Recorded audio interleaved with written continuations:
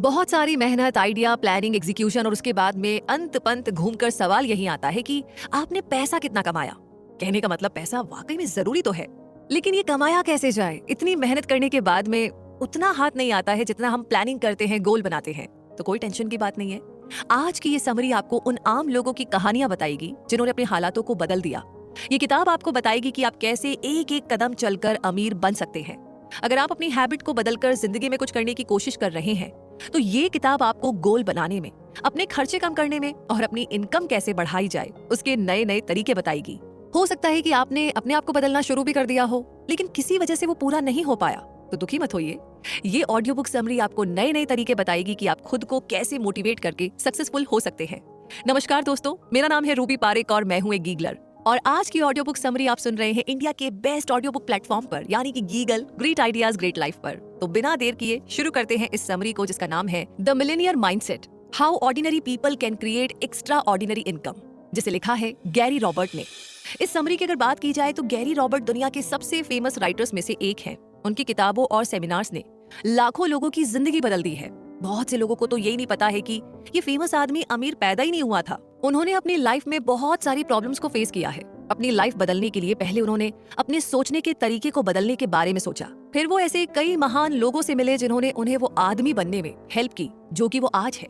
तो ये किताब, ये समरी उनके ज्ञान का भंडार है जो हमारे लिए एक फ्रूट की तरह है, एक फल की तरह है। तो आज की इस समरी से आप ये सीखेंगे कि अपने हालात सुधारने के लिए आप अपने मन और दिमाग का कैसे इस्तेमाल कर सकते हैं।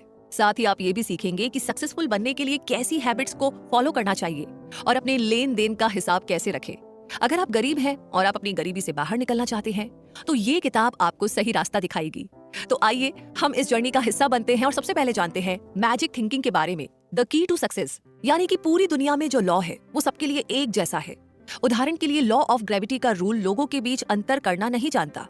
अगर एक आदमी बिल्डिंग के ऊपर से कूदता है तो वो नीचे गिरेगा ही, चाहे वो फिर अमीर हो या गरीब। एक example law of cause and effect का भी है। मान लीजिए अगर आप अपने गार्डन में कोई बीज बोते हैं, उसमें से पौधा तो निकलता ही है। ठीक उसी तरीके से अगर हम कुछ अच्छा करें या कुछ बुरा करें तो उसका रिजल्ट हमारे सामने हमेशा आता है। अगर हम अपने मन में कुछ अच्छा सोचते हैं तो हमें अपना पूरा फोकस और पूरी एनर्जी उसी चीज पर लगानी चाहिए, और इसके साथ साथ थोड़ा इंतजार भी करना चाहिए, क्योंकि एक दिन वो गोल हमें जरूर मिलेगा। अमीर बनने के लिए पॉजिटिविटी होना बहुत जरूरी है। अगर आप अमीर लोगों की तरह हमेशा पॉजिटिव एटीट्यूड रखते हैं तो आप ज्यादा पैसा कमा सकते हैं और सफल हो सकते हैं। लेकिन अगर आप अपना एटीट्यूड हमेशा नेगेटिव रखते हैं और अपने हालातों को सुधारने की जगह उनसे परेशान होते रहते हैं तो आप कभी भी अमीर नहीं बन सकते और ना ही अपने आप को इम्प्रूव कर सकते हैं। उदाहरण के लिए उनकी एक किताब व्हाई नॉट मी में पॉल मैनागन हमें एक कहानी बताते हैं कि कैसे उन्होंने $1000 का सूट खरीदा जब उनके पास पैसे नहीं थे। हालांकि ये सूट बहुत महंगा था, लेकिन इसने उसे अमीर होने का एहसास कराया, और ये एहसास वही है जिसकी आपको तलाश है। अगर आपके शहर में कोई महंगा रेस्टोरेंट है तो वहां जाकर कुछ रातें रुकिए, वहां जाकर बहुत आरामदायक जीवन जिए और देखिए आपको क्या अंतर दिखना शुरू होता है। दुनिया में सबसे अनोखी रचना इंसान का दिमाग है। एक इंसान के मन को 3 चीजों के साथ समझाया जा सकता है: कॉन्शियस माइंड, सबकॉन्शियस माइंड और उसका शरीर। तो आपका दिमाग वो जगह है, वो प्लेस है जहां पर आप उन बातों के बारे में सोचते हैं जिन पर आप विश्वास करते हैं। तो आपका मन यानी कि सबकॉन्शियस माइंड अपनी इच्छा से कुछ भी नहीं सोच सकता।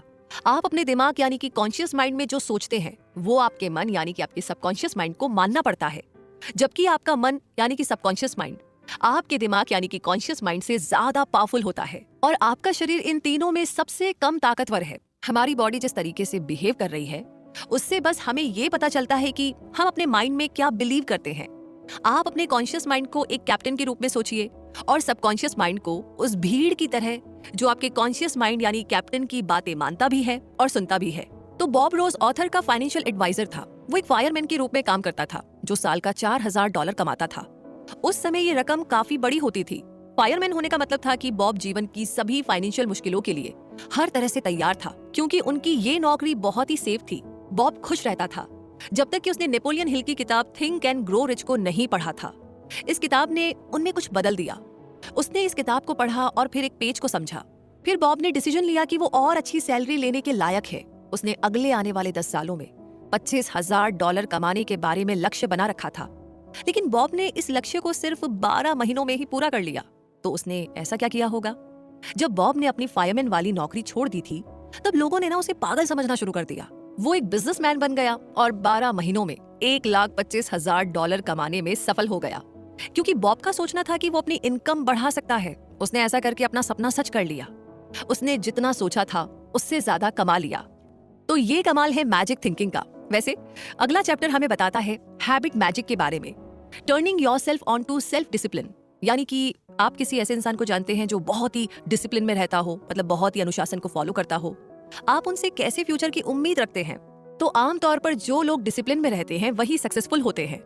ऐसे लोग अपनी जिंदगी में बहुत सारा पैसा कमाते हैं और अच्छा भविष्य बनाते हैं। ऐसे लोग अपने ऊपर बहुत कंट्रोल रखते हैं क्योंकि वो अपनी अच्छी आदतों को अपनी रोजमर्रा की जिंदगी में अपनाते हैं। और ऐसे लोग जीवन में जो चाहते हैं वो आसानी से हासिल कर लेते हैं।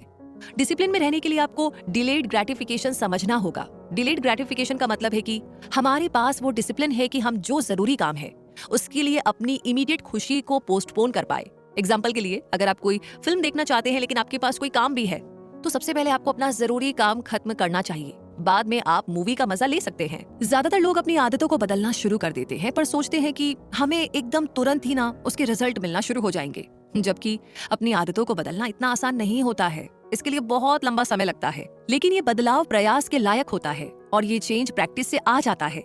अपनी आदत बदलने के लिए उन 35 यानी कि 35 आदतों की एक लिस्ट बनाइए जिन्हें आप आने वाले 2 सालों में बदलना चाहते हैं। फिर अपनी आदतों को थोड़ी सी इंपॉर्टेंस दीजिए और एक टाइम में एक आदत को बनाना शुरू करें। हर हैबिट को परमानेंट होने के लिए हमें 21 दिन तो लग ही जाते हैं। तो आप एक कैलेंडर लेकर आइए और जिस दिन आप अपनी एक आदत को खत्म करना चाहते हैं उस दिन लाल निशान कैलेंडर पर लगाइए। ये निशान आपको याद दिलाएगा कि पुरानी आदत खत्म हो गई है और नई आदत शुरू करनी है। डिसिप्लिन को अपनी लाइफ में बनाए रखने के लिए आपको एक गोल बनाना होगा। फिर ऐसे इंसान को ढूंढना होगा जिसे आप अपना आइडियल मानते हैं। बस एक बात याद रखिएगा, अगर कोई दूसरा वो काम कर सकता है जो आप करना चाहते हैं, फिर आप भी वो काम आसानी से कर सकते हैं। लेखक के परिवार के लोग ज्यादातर कम उम्र में ही मर जाते थे। वो दिल का दौरा पड़ने से या ज्यादा शराब पीने की वजह से मरते थे। लेखक के पिता जब 54 साल के थे तो उनकी ज्यादा शराब पीने की वजह से मौत हो गई और उनका भाई 27 साल की उम्र में ही शराब पीने की वजह से मारा गया। लेखक की माँ, मौसी और उनके चाचा भी कम उम्र में दिल का दौरा पड़ने से मारे गए। यहाँ तक कि उनकी बहन जो 33 साल की थी वो भी दिल का दौरा पड़ने से मर गई। ये सब देखकर लेखक ने एक लक्ष्य बनाया कि वो कभी भी दिल का दौरा पड़ने और शराब की वजह से नहीं मरेंगे। उन्होंने एक प्लान बनाया। उनके प्लान में था कि वो रोज एक्सरसाइज करेंगे, अपना वजन कम करेंगे और कभी भी शराब को हाथ नहीं लगाएंगे। एक सेहतमंद जिंदगी जीने के लिए उन्होंने ये सारे तरीके अपनाए। जब लेखक ने ये सब करने के बारे में सोचा तो उन्होंने वो सब कुछ जो उन्हें पसंद था उसे छोड़ दिया और अपना लक्ष्य, अपना गोल पाने की कोशिश करने लगे। एग्जाम्पल के लिए, जब लेखक पूल के किनारे बैठे थे तब उनके एक दोस्त ने उन्हें बियर देने की कोशिश की तो उन्होंने साफ मना कर दिया। उन्होंने कहा कि वो ऐसे खान पान से दूर रहते हैं। कभी कभी अपनी आदतें बदलते समय आपको लगता है कि आप बहुत स्ट्रांग है, मजबूत है, और जैसे जैसे दिन खत्म होते जाते हैं तो आपको अपने अंदर कमजोरी महसूस होने लगती है। आप इस प्रॉब्लम से बचने के लिए अपने बुरे एक्सपीरियंसेस को ध्यान में रख सकते हैं और फिर उनसे रिलेटेड सॉल्यूशंस को किसी कॉपी में लिख लीजिए। आप अपनी आदतों को बदले बिना कभी भी अमीर नहीं बन सकते, इसलिए अभी से शुरुआत करें और अपनी उन 35 आदतों की लिस्ट बनाइए जिन्हें आप बदलना चाहते हैं। तो हैबिट्स किस तरीके से मैजिक क्रिएट करती है ये हमने जाना, और अब आगे जानेंगे goals magic, the ultimate tool for financial success. यानी कि अपने आप को करोड़पति समझने के लिए आपको अपने दिमाग में लक्ष्य बनाना, गोल बनाना बहुत जरूरी है और ये आपका पहला कदम है। क्या आप जानते हैं कि 98% लोग कोई टारगेट नहीं बनाते, कोई गोल नहीं बनाते, वो अपनी जिंदगी को बहुत आराम से जीते हैं। उन लोगों के पास कोई बड़े सपने नहीं होते और वो लोग किसी भी चीज को पाने के लिए कभी भी प्लान नहीं बनाते। तो अगर आप अपनी जिंदगी में चेंज चाहते हैं, सफलता चाहते हैं, तो आपको लक्ष्य बनाना चाहिए। लक्ष्य बनाना एक रेगुलर हैबिट होनी चाहिए, ठीक वैसे ही जैसे हम रोज खाना खाते हैं और सांस लेते हैं। एक भी पल के लिए ये नहीं सोचना चाहिए कि हम अपने सपनों को पूरा नहीं कर सकते। और लक्ष्य बनाना एक बेकार का काम है। सबकॉन्शियस माइंड का यूज करके हम कुछ भी पा सकते हैं, कुछ भी। एग्जैक्टली। तो अपना लक्ष्य बनाने से पहले अपने आप से पूछिए कि क्या मैं अपनी जिंदगी बदलना चाहती हूँ, तो मुझे क्या अलग करना चाहिए इसे बदलने के लिए। इस सवाल का जवाब देकर आप खुद को अच्छे ढंग से समझ पाएंगे और लाइफ में ज्यादा रिस्क ले पाएंगे। एक सवाल और अपने आप से पूछिए कि अगर आपके पास बहुत सारा पैसा है, बहुत सारा टाइम है और स्किल भी है, तो आप क्या करेंगे। इन सवालों का जवाब देने से आपको अपने सपनों की लिस्ट लिखने की आजादी मिलेगी। ये सपने बड़े और लगभग नामुमकिन भी हो सकते हैं। फिर अपना सबसे जरूरी गोल चूज कीजिए और उसे एक कार्ड पर लिखिए। ये कार्ड कागज का एक छोटा सा टुकड़ा हो सकता है जिसे आप अपने वॉलेट में या अपनी जेब में रख सकते हैं। इस कागज को हर दिन जितनी बार हो सकता है आप पढ़ सकते हैं, पढ़ते रहिए। अगले पूरे 1 महीने तक बार बार लिख करके अपने सबकॉन्शियस माइंड को अपने लक्ष्य के बारे में याद करवाते रहें। रास्ते में आने वाली प्रॉब्लम्स की पहचान करके आप प्रॉब्लम्स के आने से पहले ही उन्हें खत्म कर सकते हैं। आपको अपने लक्ष्य तक पहुंचने के लिए जरूरी कौशल और उपायों की एक लिस्ट बनानी चाहिए। जब ऑथर सेल्स के लोगों को सेल्स के बारे में सिखा रहे थे, तब उन्हें 1988 में बिजनेस ट्रिप के लिए बरमूडा भेजा गया। लेखक को बरमूडा पसंद आ गया और प्यार हो गया था। उन्हें वहां वापस जाना था। तब उन्होंने बरमूडा वापस जाने का अपना पहला गोल बनाया और इस गोल को पूरा करने के लिए उन्हें और ज्यादा मेहनत करने की जरूरत थी। आपको क्या लगता है लेखक ने क्या किया होगा? लेखक ने उस होटल की पिक्चर काटकर अपने पास रख ली जहां वो पहली बार बिजनेस ट्रिप के दौरान रुके थे। होटल बहुत ही शांत और सुंदर था। वो समंदर के किनारे था। जब लेखक खिड़की से बाहर देखते तो उन्हें समुद्री जहाज, पेड़ पौधे और सुंदर फूल देखने को मिलते थे। लेखक समुद्र की स्मेल महसूस कर सकते थे। जब सूरज उगता तो वो नजारा बहुत ही शानदार होता था।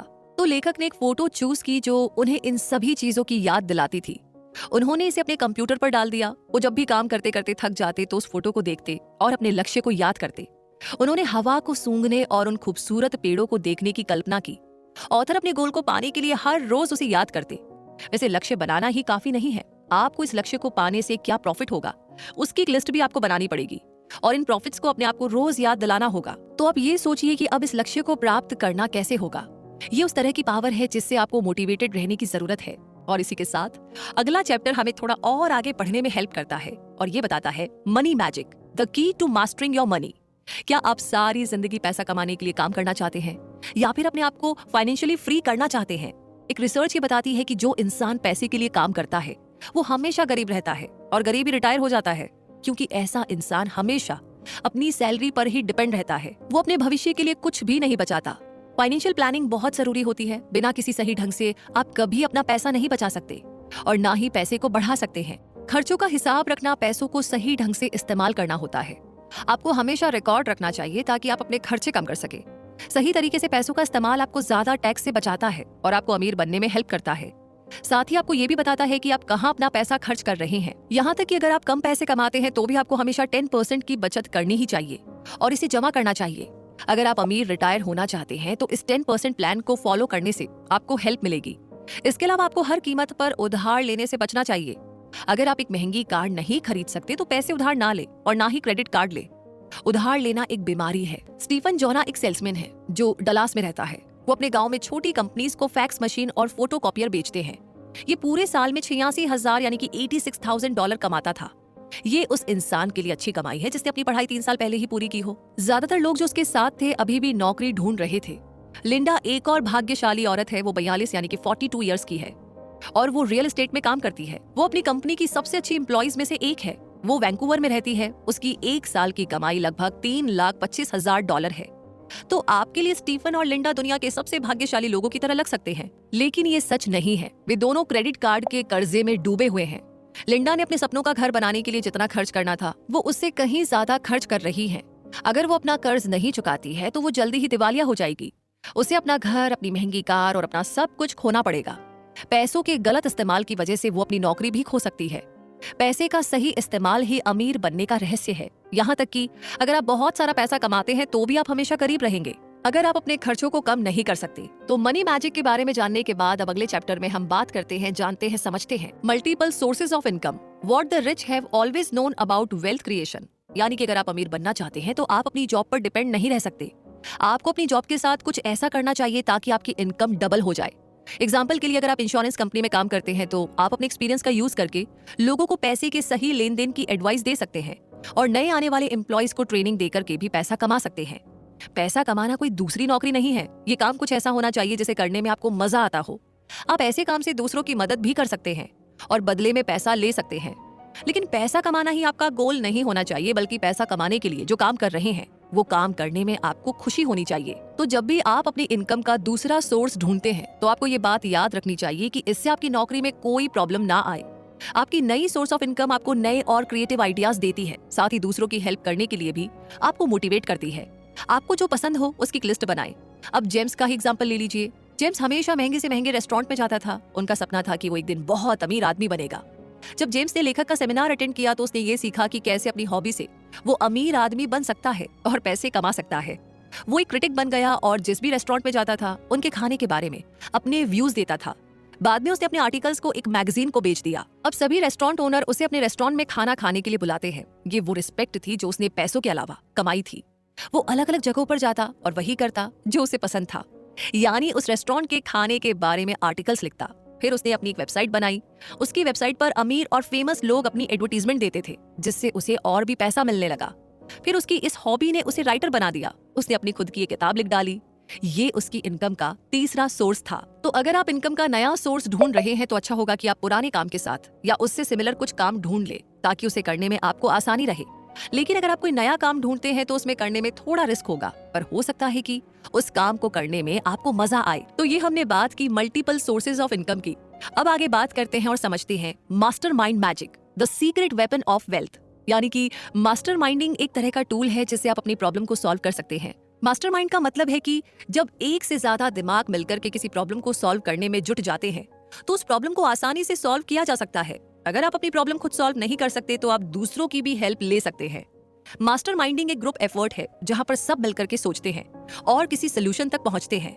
अगर आपका कोई गोल है और आप उसको अचीव करना चाहते हैं तो आपका दिमाग कुछ लिमिटेड आइडियाज देता है, लेकिन जब आप अपने जैसे सोचने वाले लोगों की हेल्प लेते हैं तो आप अपना गोल आसानी से अचीव कर लेते हैं। मास्टरमाइंड से अच्छे रिजल्ट के लिए आपको कुछ बातों का ध्यान रखना होगा, जैसे कि सब एक ही बात पर एग्री हो, दूसरा अपनी जरूरतों की एक लिस्ट बनाए, तीसरा अपने आइडियाज का सही यूज हो, चौथा इंपॉर्टेंट कॉन्टेक्ट को यूज करे। और ये सारी चीजें आपको अपना गोल अचीव करने में हेल्प करती है। पांचवा, अपने सभी आइडियाज को एग्जीक्यूट करे, यानी कि एक्शन ले। और लास्ट में जो करना है उसका एक्शन प्लान बनाए। चलिए अब एक मछली पकड़ने वाले का एग्जाम्पल लेते हैं। हमने उसे सैम नाम दिया है। सैम को मछली पकड़ना बहुत पसंद है। वो पूरे हफ्ते खुशी से अपना काम करता है। सैम के पास एक बड़ी नाव और मछली पकड़ने के बहुत सारे तरीके हैं। सैम ने पहले कभी बिजनेस नहीं किया, लेकिन अगर वो अपनी हॉबी को बिजनेस में बदलता है तो उसे कितनी सारी प्रॉब्लम को फेस करना पड़ेगा, क्योंकि ना ही उसे मार्केटिंग का पता है, ना ही फाइनेंस का, और ना ही टैक्स के बारे में कोई जानकारी है। तो सैम ने अपनी हॉबी को अपना बिजनेस बनाकर अगले 6 महीनों में $600 कमाने का गोल बनाया।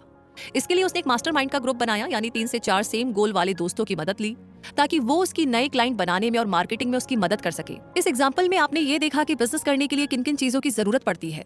उसमें क्लाइंट्स बनाना, ब्रोशर बनाना, बिजनेस प्लान बनाना, नए पार्टनर ढूंढना और टैक्स को कैसे संभालना है इसके बारे में सीखना। इस ग्रुप को बनाने के बाद सैम को ऐसे आइडियाज मिले जिसके बारे में उसने कभी नहीं सोचा था। सैम के पास अब अपना बिजनेस आगे ले जाने के लिए बहुत सारे आइडियाज थे।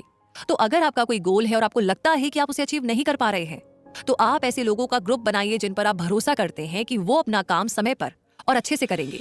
तो इसी के साथ हम पहुंच गए हैं इस समरी के कंक्लूजन पर। और इस समरी से हमने क्या कुछ सीखा, कौन कौन सी चीजें हमें करनी है, कहाँ एक्शन लेना है, कैसे प्लान बनाना है, कहीं भी कुछ मिस ना हो, इसीलिए हम एक बार फिर से रिपीट करते हैं। तो मुद्दा मामला ऐसा है कि पैसा कमाना आम बात नहीं है। एक सक्सेसफुल बिजनेसमैन पैसा कमाने के लिए कैसे और क्या सोचता है, ये किताब उसके बारे में आपको सिखाती है। इस किताब में पैसा कमाने के अलग तरीकों के बारे में आपने सीखा। पहला, आपने ये सीखा कि आपका कॉन्शियस माइंड कैप्टन की तरह आपके सबकॉन्शियस माइंड को कमांड देता है कि क्या करना है और क्या नहीं। दूसरा, आपने ये सीखा कि डिसिप्लिन में रहकर के अपनी आदतें कैसे बदले। तीसरा, आपने ये सीखा कि अपने गोल्स बनाकर कैसे सक्सेसफुली उन्हें अचीव करना है। चौथा, आपने ये सीखा कि सही तरीके अपनाकर आप अपने फाइनेंशियल प्रॉब्लम्स को कैसे सॉल्व कर सकते हैं। पांचवा, आपने ये सीखा कि अपनी नौकरी के साथ कोई और काम जिसमें कम समय और कम पैसा लगता हो, उसे करके अपनी इनकम डबल कैसे कर सकते हैं। और आखिर में आपने ये सीखा कि अपने गोल्स को अचीव करने के लिए मास्टरमाइंड का एक ग्रुप बनाएं और उनके आइडियाज से आपकी मदद करने को कहें। तो फाइनेंशियली फ्री होना कोई आसान काम नहीं है, लेकिन आजकल घर में आराम से बैठकर कुछ प्रोजेक्ट लेकर आसानी से पैसा कमा सकते हैं। तो इस समरी को सुनने के बाद, जानने के बाद आपके पास कोई भी बहाना नहीं रह जाता। तो अभी से अपने गोल्स बनाइए और उन्हें अचीव करें। All the best. इसी के साथ ये समरी यहीं पर कंप्लीट होती है। समरी के बारे में आपकी क्या राय है, कैसी लगी, कौन सी बात आपको बहुत अच्छी लगी और आपने क्या एक्शन लेने के बारे में सोचा है, जरूर बताइएगा।